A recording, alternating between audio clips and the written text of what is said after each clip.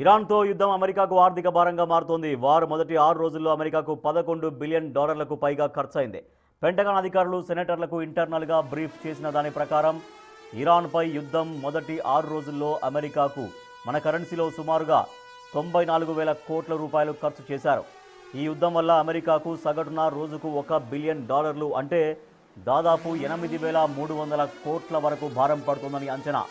94,000 కోట్ల రూపాయల మొత్తంలో తొలి 2 రోజుల్లోనే $5.6 బిలియన్ కేవలం ఆయుధాలు, మిస్సైల్స్ మొదలైన వాటి కోసమే ఖర్చు చేశారు. ఇది యుద్ధం టోటల్ ఖర్చును కాకుండా మొదటి 6 రోజుల ఆపరేషనల్ ఖర్చును మాత్రమే పెంటగాన్ చెప్పింది.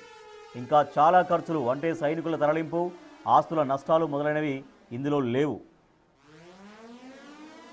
యుద్ధం ఫిబ్రవరి 28 నుంచి అమెరికా, ఇజ్రాయెల్ ఎయిర్ స్ట్రైక్స్తో మొదలైంది. Iran supreme leader అయాతుల్లా Ali Khamenei మరణించారు. ఇది లెబనాన్ వరకు వ్యాపించింది.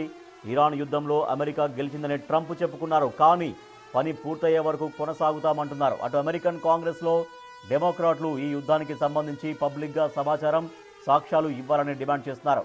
పరిస్థితులు చూస్తుంటే త్వరలో వైట్ హౌస్ మరిన్ని ఫండ్స్ కోసం 50 బిలియన్లు లేదా అంతకంటే ఎక్కువే ఖర్చు చేయాల్సి వస్తుందని అంచనాలున్నాయి. అమెరికా మిలిటరీ స్టాక్స్ త్వరగా తగ్గిపోతున్నాయని, డిఫెన్స్ ఇండస్ట్రీ సమస్యల్లో ఉంది అన్న ఆందోళన వ్యక్తమవుతోంది. అటు 2023 అక్టోబర్ నుంచి 2025 సెప్టెంబర్ వరకు ఇజ్రాయెల్కు అమెరికా అందించిన మొత్తం సైనిక సాయం విలువ సుమారు $21.7 బిలియన్ ఉందని brown university costs of war project report పేర్కొంది.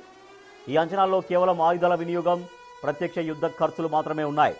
సైనిక బలగాల నిర్వహణ, ఇతర రహస్య ఆపరేషన్ల ఖర్చులు కలిపితే ఈ మొత్తం ఇంకా పెరిగే ఛాన్స్ ఉందంటున్నారు. మొత్తంగా ఇరాన్తో జరుగుతున్న యుద్ధం అమెరికాకు చాలా భారీ ఆర్థిక భారంగా మారింది. మొదటి వారంలోనే 11 బిలియన్లకు పైగా ఖర్చయింది.